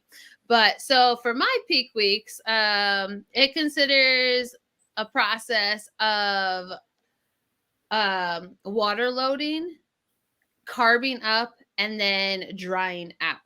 So what that looks like is like starting the seven days before the show. So that Saturday before, you start to load up your water. So you start to drink more water than you drink all prep. So within 3 days, I'll be up to like 2 gallons of water. And then immediately I cut it back down to 1 gallon. And then the following 3 days leading up to the show, it gets lower and lower and lower. I think the lowest I got this this peak week, the day before the show, is at like half a gallon. And so that's the drying out phase. So once you hit that highest water stage, you get a day with extra carbs. And my body likes fat, so she gave me a little bit extra fats too. So I had like extra oats, extra rice, and then I had a steak in the middle of the day, which is like my favorite day because God, I get steak for lunch, you know, whatever. No, yeah. But so I carb load, and then the hopes of that is that it's gonna pull that all this water I just loaded into the muscle so I stay fuller. So we want to get the water out of the subcutaneous tissue and then into the muscles. So that's the drying out part. So as you're pulling this water back now, we're getting in a little bit of extra heavier lift in the midweek to try to get that pump and that muscle, the water pull in the muscle, while drying out that subcutaneous layer to make me look more shredded, more vascular. And so going into the show, I have to finish my little half gallon that Friday before the show by like 6 p.m. because after that 6 p.m. mark, I'm not allowed any water until the end of the show on Saturday night. So I'm completely dehydrated. Now, again, this is not everybody's regimen. The pros are never stop drinking water because their bodies are so conditioned to what they're doing, not to mention they're on a whole bunch of drugs and shit, that they don't have to do that. Now, I am not the most conditioned athlete this year. I just, because of stress levels, I couldn't get there. That's fine. We know what it was. So I had to be completely dehydrated to look remotely what I need to look like. So, I call Fridays my glam days because typically that's the day I take off of work and then I get ready for the show. So Fridays are fun.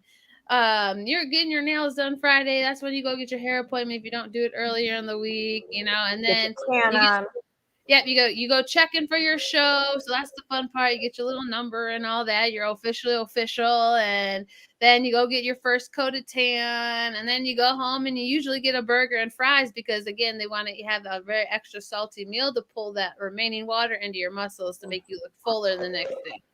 So it's still very regimented, but it is different because you want a different outcome. You don't want to look completely depleted. You want to look fuller and healthy and like shredded. But yeah, science is a motherfucker.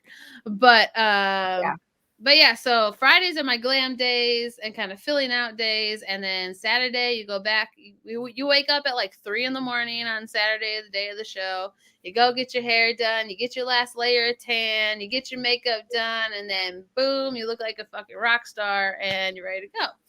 So man, your look this year, your last 2 shows was fire. The eyes, the nails, the hair, the colors. I love a bunch of colors. Like, and it was so you. I feel like it fit. It was so you. All the colors. It was. Nails. It was super dope. And that transition. Suits. Okay. Well, that transitions into the thing, right? Because who made that suit? Sparkle bitch. Sparkle bitch. You had enough going on. You started your own goddamn brand of body custom suits, and you got some like sweats on stuff in there, right? Yeah, I gotta order some sweats. I need some more. Yeah, so during COVID, when shows were canceled, I needed a way to generate income, and I've always been. I'll answer this question in a second. I've always been curious, or if I could like do like an apparel line with it. So yeah, so during COVID, when I had all the time in the world, I did. I got some sweats, and I played with different logos and stuff. And I still have some available. I haven't like restocked or anything, just because this year has been insane with all the shows being back. But I do have a new hoodie I'm going to release for Black Friday. Very simple but cute. I love it. So that's something. But yeah, I kind of got into it, stepped away from it. I like having it on the side as an option because like people love the name. Like it's a memorable name. Everyone wants to wear Sparkle Bitch. It's cute, it's sparkly, it's sassy. You know, like they want like I made a hoodie design with just the abbreviation of SB, and the feedback was no, I want the word bitch. And I was like, all right, cool. Like let's like, say less, you know, like right.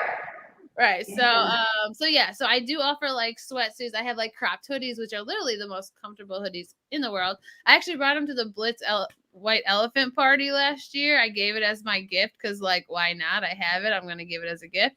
And they fought over it. That was the one gift that. Yeah. So nice. And we were all trying to buy it. We like, do you have more in the cart? Can we purchase these? Like, do you bring extras to bring my size? Because they bought it all. Yes. Definitely very comfortable. Definitely, y'all check this brand out. This Sparkle Bitch. I love it. top notch. By the way, AD, can you put that question back up? Because I know she wanted to. Yeah, answer this one real quick. I've always wondered why they do spray tan for the show. Why is that specifically? Why not lather and baby oil? So they do both. That's a serious question, though. It is a serious question. It is a serious question. It's a very serious question. You have to be a certain level of darkness to show everything. Like, ideally they want like everyone to be like a similar color on stage, but like and it's a very specific color. So like you can't just go to like LA Tan or like your local like gym spa and get a spray tan. It's like there's a couple of different like variations of it, but you have to be this certain like orangey. We call it Cheeto because we feel orange. But you have to do like this like deep auburn orange color for the stage lights because the stage lights are so bright. Like you can tell who doesn't have a good coach because they come on there pale as hell. You don't want to be that person because you actually get judged down for your complexion. Really? Yeah. Oh, so wow. I'm naturally pale as hell. You can see it all over me. I don't tan naturally at all. So usually you have to go for like weeks, for like 4 weeks leading up to your show at least. You're supposed to go tan every day so you have a base tan to work with. And then you get the spray tan color on top so you're extra dark. I don't tan. I have no melanin in my skin. Literally, I don't tan at all. So my coach is like a West Coast. Shout out to Kelly. She does everything. She's my MUA, my tan, my diet, my training, everything. But she does my tan, and most people get like 2 coats at the most. She puts 4 on me. Oh, bless your heart. Bless your heart. So yeah, so you have to be a certain level of darkness to like have everything like showing all your muscles. And then yes, right before you go on stage, they oil you up backstage. So you do a little pump up to get whatever fluid you have left in your body, if any, to like bring that blood to the muscles. So you get a little vascular, you look fuller in the shoulders and your arms and whatnot. Right before you walk on stage, because pumps actually don't last that long. They only last a couple of minutes. So you do it right before you go on stage, and then and they oil you. So yes, you look shiny on stage. And depending who your show promoters are, they use good oil and they use bad oil. I've seen everything from baby oil, which you look like wet on stage, which my coaches will not let me use, to butter Pam. So you got everyone on stage smelling like some hot butter. Stop it. No. I promise you. I can't stand it. They spray you with buttered flavored Pam. The back room smells like a fucking pancake. Like, I don't know what's going on. And all you bitches are hungry as shit. Pancake. You're the color of a pancake. You smell like butter. I don't know what's happening back there. But like, and so my coach, I always bring my own oil. So what my team uses is we use banana boat dry oil. So that it's like, you wear it when you go tanning outside. So we spray that on ourselves. So you have this nice sheen. You're not like wet looking, but you have a nice sheen, and we smell like coconut. So who can beat that? But yeah, so you want that shine to help show your muscle definition. But yeah, so that was a very serious question because it's a very, very serious part of being judged. Yeah. And it's fun. I mean, I have a lot of bodybuilding friends. Like, my gym is a lot of bodybuilders, and it's like, when you see the photos, just like a selfie, like they always look a little weird. The color's off, but it's for the specific. Yeah, because you don't tan your face. No, so you got the little. That was my next thing. I'm like, the face is a totally different color than the body. Why? But I guess I know why. You don't want to. Because the stage lights. If you can tell when someone had their face spray tan because they look very gross and manly. Yeah, it doesn't work. Yeah, it's bad. It's bad. So So under you have to have and again, you can't just hire any old MUA to do your makeup. You have to have someone who's savvy in competitions because they have to mix the color to match your spray tan. And they have to be able to use the right type of sheen or powder or whatever, so you don't get washed out under the stage lights. The stage lights are bright and they're hot. Man, are they hot! Like, you pray that you don't sweat on stage and you get a drip down your tan. So you pray. Like, I remember this one show at the Copernicus Center. This just 2 weeks ago. I went on for my first class, and it was hot as hell up there, and I was up there for maybe like 2 minutes. I came down the stairs. I got right back in line to go on for my second class. And I looked at the girls and I was like, yo, it's hot as hell up there. And she was like, man, I felt my forehead drip and I was so scared. I was like, I don't know what it is about them lights, but it's hot as hell up there. You're not thinking about nothing but smiling and trying not to sweat. And you're barely in any clothes and you're still that hot. Like, you're in a bikini and you're dripping sweat. Stage lights are no joke. Think of how you'd be like in a bikini on like a Jamaican beach in the middle of the summer, like sun blazing down. Those are those lights. Those lights will get you. Yeah, it's probably like 90 degrees on that stage just from those. They're like heat lamps, basically. And you can't wear deodorant the entire peak week. No, so you're already going on a week of no deodorant. Wait, why can't you wear deodorant? Let me tell you the secret. Time out. Why can't we wear deodorant? So you have to skin prep for the tan. Okay. So the entire peak week, you're not allowed to use any type of lotions. You have to exfoliate nightly. You have to shave your entire body. Like, Torrance literally shaves my butt for me. Like, that's love. You get your man to shave my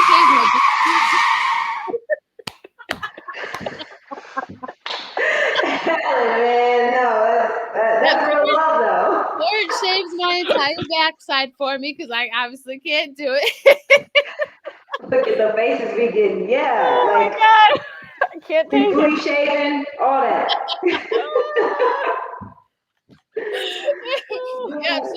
So your entire week you're skin prepping. You're not allowed to use any deodorants or any lotions because the chemicals and the products with the tan will turn the tan green, and you get counted off if your tan is discolored. So this too much. I know. It's too much. I just love that. A week with no deodorant. So now, don't get me wrong. We look fucking bomb as shit on show day. Like, we look like fucking rock stars, like real life superheroes, pretty as hell with our makeup and our hair done, strong as hell looking, you name it. But show day is the most disgusting day there is. Because, like I said, no deodorant for 7 days. You're up in these hot lights. Once you get your first layer of tan on the night before, and some people, their appointments are like midday, like noon. Once you get that first layer of tan on, you can't touch water. You can't wash your hands. Oh. Musty as hell. You're right. Fine and musty. Whoever just said that. Fine and musty. Yep. By the time you're done. Now, this last show in Chicago was big as hell. So literally, like, we started at 8:30 was the athletes meeting. Some of us were up at 4 getting our makeup done and our tan done. So some people were up at 4. The show did not end until 11:30 that night. Damn. So, So y'all smelling musty and like pancakes with the pan on you. 2 to 3 to 4 for me, 4 layers of tan. Oh no! Sweating on stage, sweating backstage, going out, like running around like crazy people, getting ready for this show. Yep. So, yeah, it stinks in the back room by the time the show's over. I bet. Somebody said, bless y'all heart. Yes, bless their heart. Because it is a lot going on, baby. Okay? That's Chabria. I got the Facebook on the other one. That was Chabria. Hey, Chabria. You ain't lying, girl. Show day is gross. Like, you can't, like, going to the bathroom without getting a pee drip on your leg is an art. Can I tell you? Where is that noise? Wait a minute. So, right, rewind. Pull the card. So you usually get the pee drip on your leg? Like is it you don't know how to really pee? You do not want to be that girl that has a white drip down the back of her leg on stage, because it happens once a show. Do they deduct the points? So yes. Damn. So Okay. You get Pee pee great. you have to pee in a cup and poop in a cup. This is just getting crazy. Now you're so dehydrated. I didn't know this was gonna go this way. Yeah, this is a turn. But this is why we got you on the show to tell us all the in-depth of the. Who just wrote that? This Facebook user. Who just wrote that? That was Sabria again. I better not see your funky ass. All right, I'm gonna head out. Right, you're getting real. That was Esco. Yeah, things are getting real. No, for real though. Show day, you look bomb as shit, but it's a nasty day. Oh man! But then you get to like shower right after and eat all the like sweets and just all the shit that you want to eat, right? That's the Instagram visual. Now, Fake. yes, girl, it's Instagram, everything fake. You're right. No, so real talk though, yes, like theoretically you're like, yay, I can eat whatever I want, but no, because you can literally gain 10 pounds in 2 days. Your body is so depleted that the moment you eat any type of sugar, it's gonna hold on to it. And it's going to hold on in the form of water. It's going to hold on in the form of filling up those fat cells as fast as it possibly can because it's starving. Your body is a form of starvation, especially on show day. A lot of people, the only thing you eat on show day are rice cakes. So your body's starving. So if the first thing you give it is sugar, it's going to be like, oh, yep. And then you're going to crave it. Give me more. And then it's going to hold on to everything. Someone that I think it was a guy that gained 30 pounds in 1 week after a show because he didn't listen to his coach and just ate whatever the fuck he wanted. 30 pounds because of all that deprivation. Like, let me tell you how reintroducing everything. Yeah. Yeah. In 2019, after one of my shows, we went out. We always go out to dinner. I usually get like a burger or something, but like this day, like I had another show after that current show I just did. So I was like, I'm gonna be mindful. I'm gonna get a salad.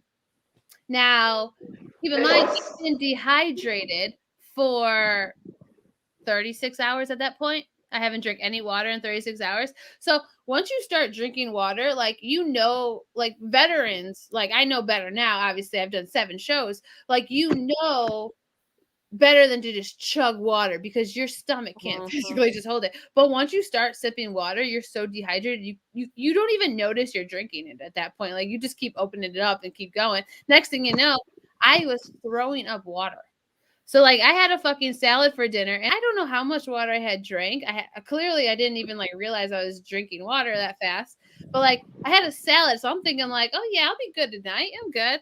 I felt nauseous. I got up in the middle of the restaurant, walked to the bathroom, puked all the water up, all that fucking lettuce up, went back to the table, and I was like, all right, I'm good.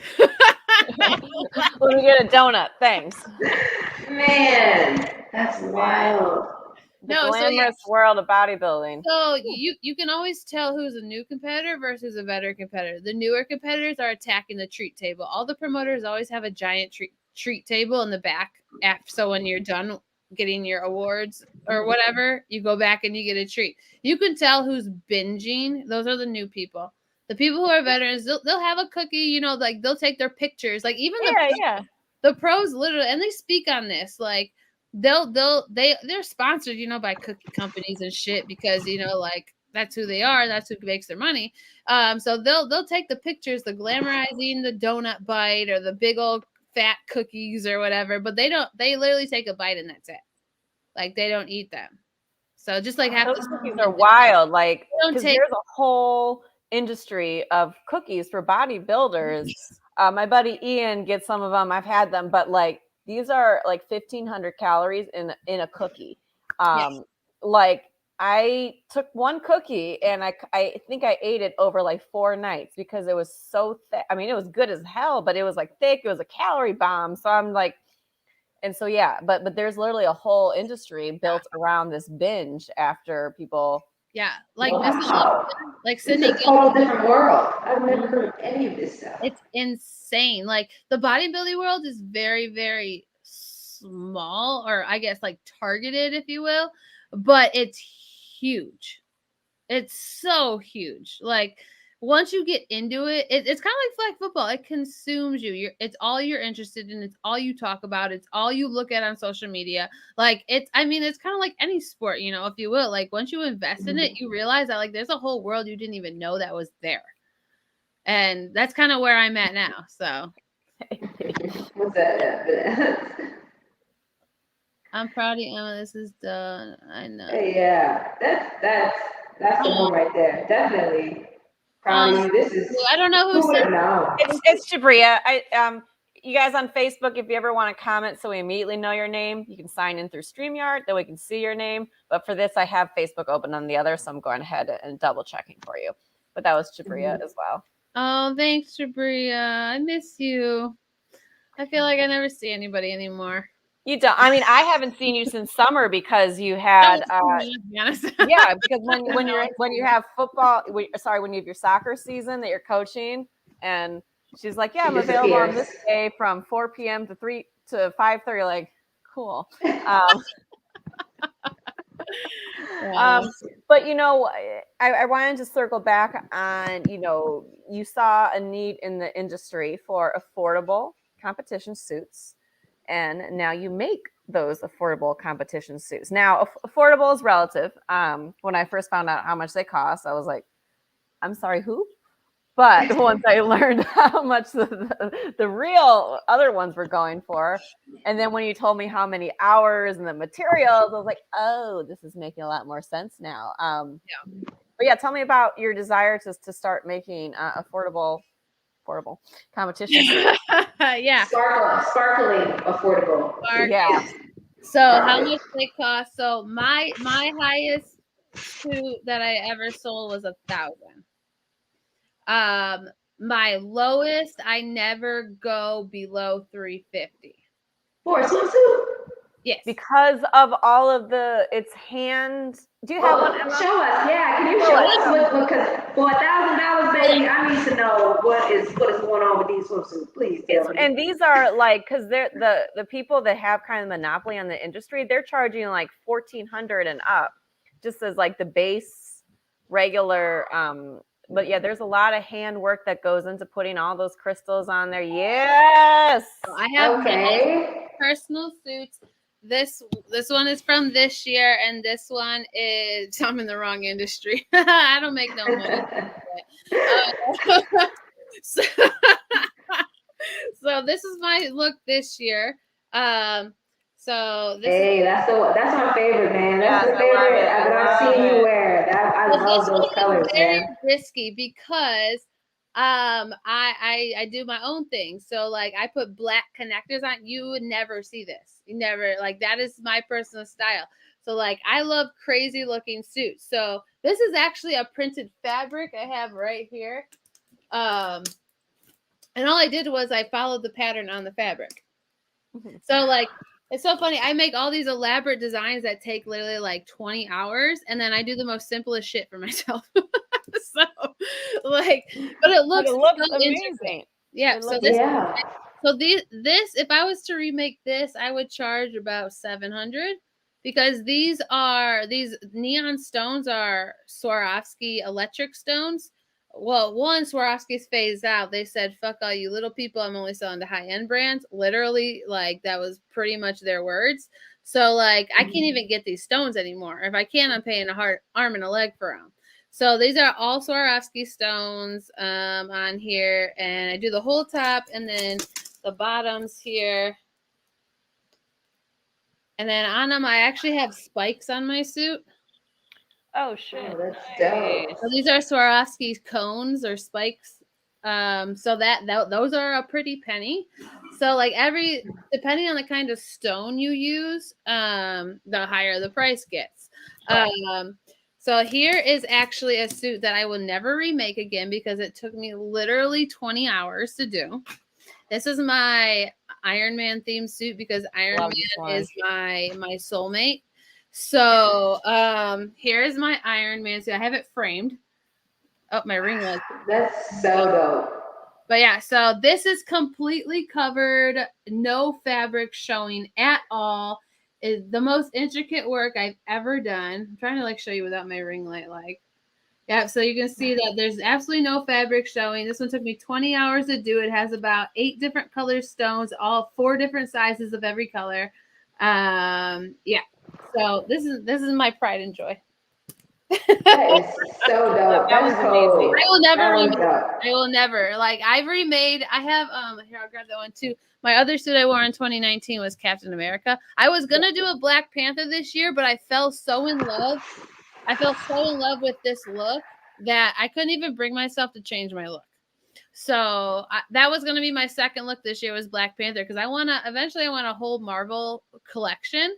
So I'm like, all right, 2023 is going to be the year of the Black Panther. That's sold. But Wakanda forever. I'm Okoye. You know, whatever you need. I know you had your Wakanda. I got you back. Captain America. Oh, that was dope too. I like that one a lot too. This one was a judge favorite. The judges loved this one.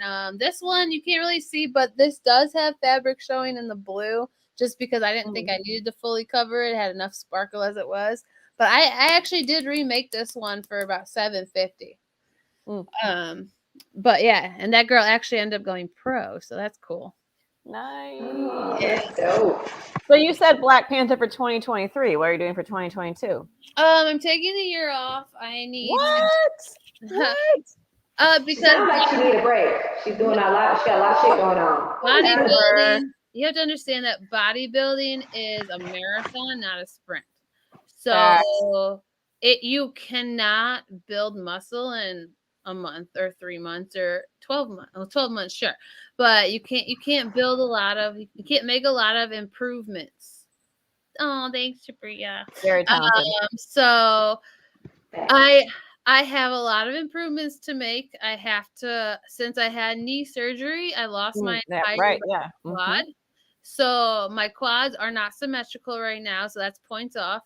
My quads are smaller. Actually, I'm really proud of myself because I took the entire 2020 off, obviously, because like shows were canceled, but I had to. Right. But I built back my quads actually bigger than what they were pre-knee injury, but they're not where they need to be yet. Now my glutes and hamstrings, they were on fire this year. I got so much. Baby got back.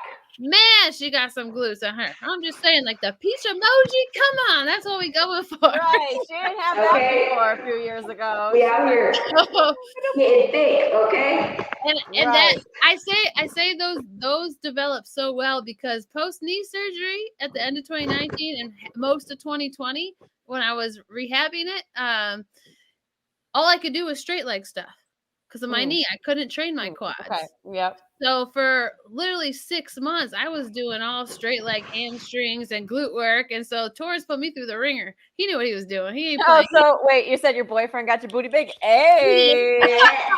Hey. Shout out Torres, man. You don't even know what you out here doing, man. That's cute. You made that booty big. We see you, big Torres. We see you. He thought he was slick. No, but yeah. So. Right. Hey, AB, put Shabria's comment back on there because right, our mama Emma done grew up, man, and she grew in the backside. Did she grow? Yeah. So anyway, so yeah, I have to grow my quads and I have to grow my back and my shoulders still. So like I just posted a picture today on my football page of my current physique. And while I look strong as fuck in those pictures, I'm not big enough. My back is not deep, but my back has to be deeper and my shoulders have to be bigger because my waist is so wide. Like that's just genetically how I am. I have a very, very wide waist. And really in any bodybuilding division, but mine especially, you need a tiny waist. You want big shoulders, tiny waist, big legs. That's called the X frame. right now I'm kind of like a Y frame. I don't got the X. So, so I need, so because my waist is so wide, I have to have big round thighs and I have to have big round shoulders. And my back has the width now. Like I grew the width, but I don't have that mature muscle because like I've only been doing this for like 3-4 years now. And so while that sounds like a long time, it's not. So, right. Especially because it takes like 1 or 2 years to figure out how your body responds to different types of workouts because everything's on a 16-week cycle and there's only so many weeks a year. Yeah. And it takes that long for you even to like find that like mind muscle connection is what they call it. So it's like when I first started training and I was doing all these back exercises, I couldn't feel my back because I had no idea how to train it. Like it literally I learned how to activate it and tell each muscle to learn how to activate what you want to activate and know that you're pinpointing that weak point. Because when it's weak, you can't feel it. So you have to have some type of strength there to even like that connection. Like, oh yeah, like I had a killer back day yesterday because I could actually feel my lower lats now. Like, so and that's the thing too. When you have a weak muscle group, your stronger ones, your supporting ones are going to take over for you, and your body tries to do everything efficiently, even if it's not what you want to do. So you got to isolate what you want, and then you got to learn how to turn things on, activate it, yada yada yada. So everyone who goes into the gym thinking they're going to see results in a month, you're not. You're not. I'm sorry. Sorry to break your heart, but you're not. Damn. So 2022 for you is just going to be Blitz football and Vegas with Cher. Oh, duh. Yeah, and Sparkle Bitch is actually sponsoring 5 shows so far this year or next year. So like it's going to be a huge year of business growth and hopefully like physique growth for me. So yeah, so it's a building year. I'm excited to like focus on my business because essentially, you know, like I would love to get out of education and like be my own boss full time, you know. And like if I can do my business and coach soccer, I'd be the happiest person ever. You know, like that's 2 things I love to do. 2 jobs. I'm essentially working for myself, you know. But yeah, so next year is gonna be huge in regards to Sparkle Bitch. Just getting like I made it to the Olympia this year. For anyone who doesn't follow bodybuilding, the Olympia is the biggest stage in the world, and my suits made it to that stage this year. Yeah. So hey, congrats. Incredible. Thank you. So yeah, so it's growing and it's growing at a rapid pace, and it's almost to the point where like I need to hire help. Like if I'm not gonna do this full time, I need help. So. So yeah, so that's exciting. So I'm excited to focus on that. I'm excited, you know, just kind of like watch what evolves out of this. And yes, I can't wait to get back on the football field. It's been so long. I miss running around. Like I need to expel energy on something other than the damn Stairmaster. Like I'm so sick of that damn machine. I like if I can. I don't know how you do it. Like, like I'm so sick of the Stairmaster. Like I just want to run around and catch a ball. Or kick a ball, anything. Like, God damn it, let me do something. Wait, I think Emma just said she wanted balls flying at her. Everywhere. Let me get Doris, get the balls out. No, look. Hey, baby. So you wear so many hats, man. You went from soccer to volleyball to football to flag football to tag football to becoming an entrepreneur, bodybuilding. What advice can you give other young women who aspire to be an entrepreneur, or look up to you, or don't know where to start, or anything like that? What advice would you give to them? I'm sure your girls and coach look up to you. Ooh, that's a hard one. I think reflecting on who I am as a person and my own flaws and what I've learned over the last couple of years. Ask for help. Don't think you have to do everything on your own.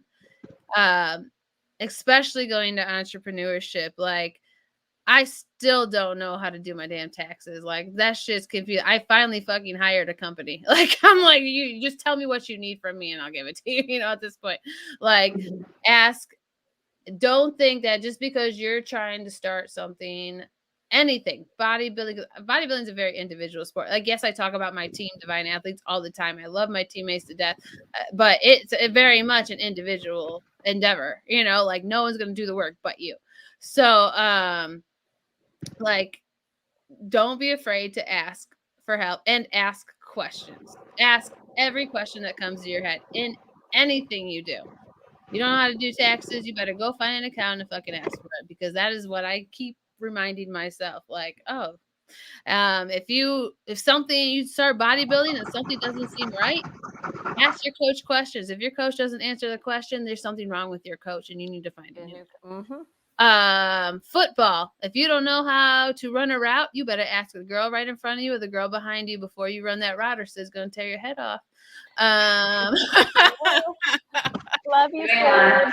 You ain't lying. Hey, Sid. Hey, coach. Hey, Sid. But yeah, and yeah, so I think that's my biggest piece of advice is like you're not in anything alone, regardless of how individual your endeavor is. There's always going to be someone who is going to support you and help you. So yeah, that's my flaw. Well, thank you, Emma, so much for joining us, for telling us everything. Even though I make fun of you sometimes, I'm very proud. We went for a cheat meal once. She had a burger and she carried her own water bottle with her. I was like, just drink the regular water at the table, Emma. You're embarrassing me. Hey, this is the trick in Vegas if you're not drinking in Vegas, because, I haven't had a drink. Well, I have since my last show, but for like a year. So in Vegas, we went to the fucking banging ass pool party and they're all like drunk drinking. I went up to the bar and I was like, I need a glass of ice water. I need like 3 limes in it to make it look like it's vodka. And I'm walking around the pool like, hey, with my little drink with the straw and everyone thinking it's a drink. Hey, that's something I would do on the regular. Hey, just put some limits in that. Like, nobody needs to know. Nobody needs to know. I love that about you. But honestly, like we appreciate you coming here. We're both big fans. I'm sure we will have you back because so proud of you. 2 hours and we haven't even. Thanks, there were just so many topics. I'm like, all right, let's talk about soccer. But so we'll definitely get you back in here. I talked about myself for an hour and a half. It didn't take a breath, girl. We here for it, though. We here for it. Like Sherry said, we're super proud of you. You inspire us. I learned so many things about you that I didn't know about the bodybuilding world. So, like she said, we appreciate you for coming on and telling your story and just like inspiring us and young girls all around. So, thank you for that. Thank you. Shout out to Emma V. Emma V. All right, you have Emma. Go get some rest. I'm sure I'll talk to you tomorrow or in the next. I'm seeing you on Saturday, right? Yes. Yeah, we're going to Trevor Noah on Saturday. Noah. Y'all need to invite me. We're going to talk about this offline. Okay. I'll post it on Facebook. Big O. I don't know who said that, but Big O. Okay. Oh shit, that was Brandon. Hey, Brandon. Hey, Bo. Hey, Bo. Big O will always have our heart, Brandon, All right, Emma. Well, you have a good night. Bye, guys. Bye. See ya. Man, I can't believe we talked for her that long. Yeah, I mean, she wears a lot of hats. She's got a lot going on. I knew it was going to be, never a dull moment with Emma, man. She got a lot to say, a lot to do, and she's going to go in depth. Like she told us about the booty shaving, all that. That's Emma. She's going to tell you about everything. Man, I don't even know what to say about the booty shaving. I wasn't ready for that one. I don't know if I wasn't ready. I don't know if I can look T in the eye again knowing that he shaves her booty, but I mean, look, if that's not a supportive partner, I don't know what is. Exactly. You gotta do what you gotta do. That's love. Right. That's Brayden, love. would you shave Labrenthia's booty? Oh, I know he watching. Child, look. Hopefully it ain't gotta come to that. All right. Right. Hey, but you know what? When you need to do what you need to do, man. Exactly. The bodybuilding world doesn't seem like it's for me, but very, very cool. Hell yeah. See? Nasty. He will shave the booty. You never know. I appreciate you, babe. I appreciate you. Yeah, it's like I said, I learned a lot from her. Can't wait to have her on again because I know that she's always going to have put the little razor on. She's going to give us a lot of insight. We're off next week because of Thanksgiving. What are you doing for Thanksgiving? I'm just gonna, kick it with fam. This, the usual. Eat some. I'm so excited for Thanksgiving food. Like it's one of my favorites because of the food. Because I just like to eat and I love soul food. So I'm just looking forward to my mama's cooking. Anybody's mama's cooking. Anybody want to bring me a plate? Anybody want me to stop by and get a plate? Just let me know. Reach out. I'm there because I'm accepting all plates. What are you doing? Now, do you do any cooking yourself, or are you just accepting food? I mean, I'm just accepting food. I ain't really got to where I don't really enjoy cooking that much. I only cook, because I have to. So I'm not there yet to like make Thanksgiving dinner on my own. But I mean, I'm getting there. My mom told me it's time. So, I'm going to start. That's right. It's going to be AB's birthday. Happy birthday. Hey, shout out to AB. Yeah. Happy early birthday, man. But yeah, I'm not really trying to cook nothing. Maybe next year. What about you? Shit, I don't know actually what I don't know what I'm doing. I probably go over to Snacks' family because she can throw down. Because we'll just be in town, and my parents are going out to Colorado to see my sister, and I'm like, nah. So damn. It's not like that. It's just it's a bad time. You know what I mean? It's a kind of a shit time of year. You've been traveling a lot. Yeah, I've been traveling, girl. I've been traveling so much. I don't want to move until Christmas. So I'm making no moves next week.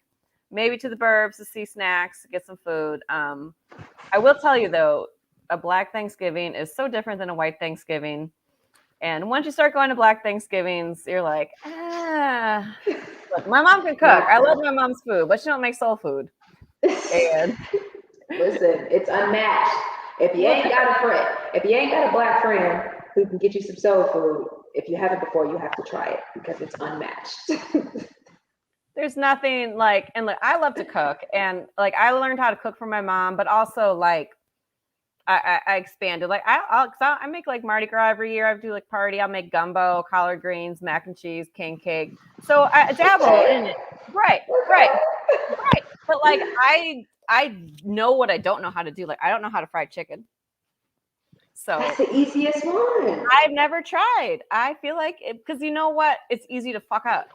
And I don't like to fuck shit up.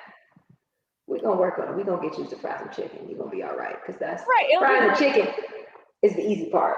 Everything else takes a little bit of time and practice. The chicken is the easy part for sure. You know, I'll make some bomb ass chicken, but I'll do it other ways. I've never fried chicken. And hi, my name is Sherry Green. I've never fried chicken. Thank you. Welcome to my TED Talk. Right? I'll tell you, it's easy. We got you. We're gonna get you started on some fried chicken. No big deal. Yeah. And you know, my thing was like I said, I'll make some soul food, and I know what I know, and I know who to go to when I don't know, because what year is it? Yeah, earlier this year, COVID was still happening for Mardi Gras. So, I was going to get us a little something. And for collard greens, I usually put ham hock in them. I went to the grocery store. They didn't have it. They didn't have any turkey legs. So I called Snacks. I was like, now what do I do? I've gone there. What's the next best option, right? And she was like, pork salts or salt pork. And I was like, oh, perfect. And yes, you know what I mean? I know, right? Yeah. Definitely bring Granny on the show. Granny got some recipes. Exactly. And a couple years ago, when I had a bunch of people over, I didn't know how much collard greens to get for a large group. So I called our buddy Pierre Burnett, and I was like, hey, ask your mom how many collard greens I should get. So, that's one thing. It is so important. You always got to know who to call.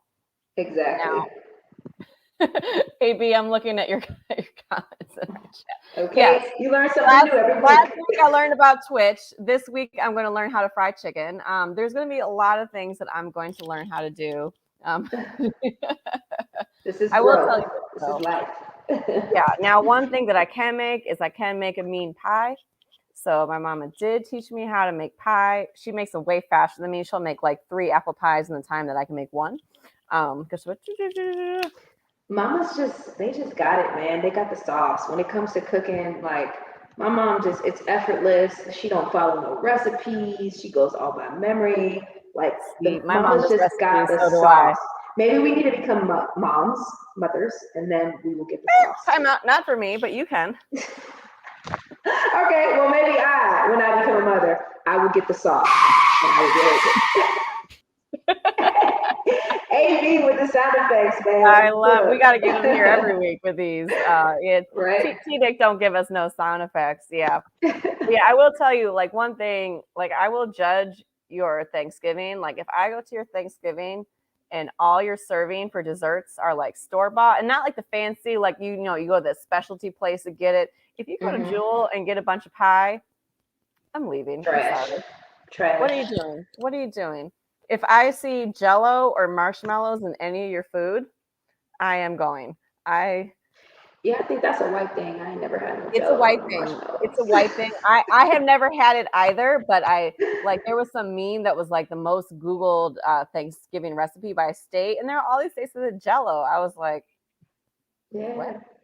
Yeah, that's some white people shit. Yeah, And I think they put marshmallows and sweet potatoes or something. I don't know what they do to it. So yes, the marshmallows and the sweet potatoes. Hey, you sleep on that. That's a hit. That's Black people do that too. I know, This but the brown sugar, the marshmallow. AB, you feel attacked. It's all good, bro. Look, you learn. We'll teach you some soul food recipes. You don't even worry about it. We got you. Now, when you get that banana pudding, okay, that sweet potato pie, homemade sweet potato pie. Brandon's grandma makes a sweet potato pie with like a cheesecake underneath. Listen, out of this world. We gotta go to Mississippi to get it though. She usually sends some back with his mom, so hopefully, fingers crossed, she'll send some back, and you gotta try it. You gotta shout out to Granny. Shout out to Mom. Shout out to Granny. Granny.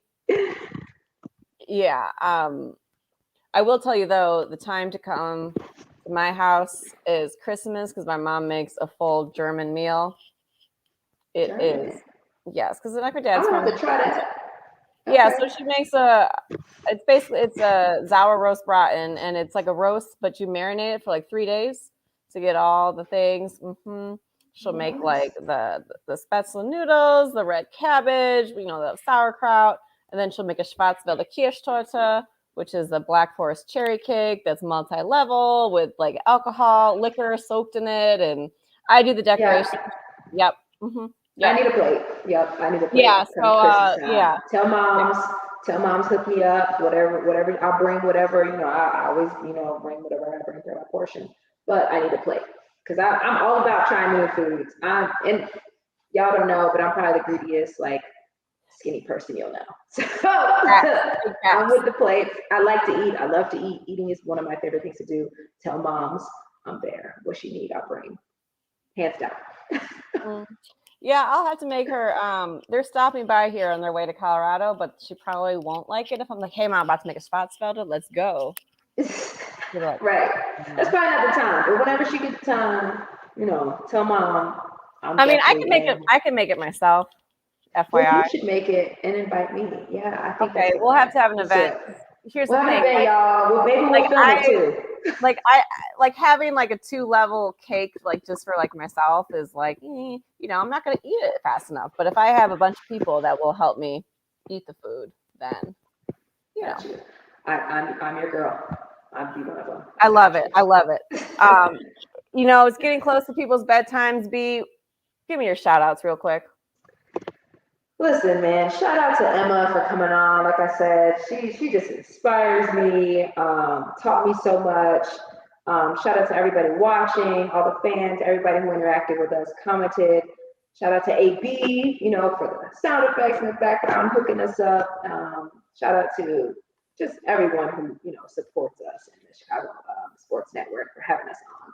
All of that. Shout out to D-Son for putting us on. Everybody, we fuck with y'all. Shout out to y'all. We appreciate y'all so much.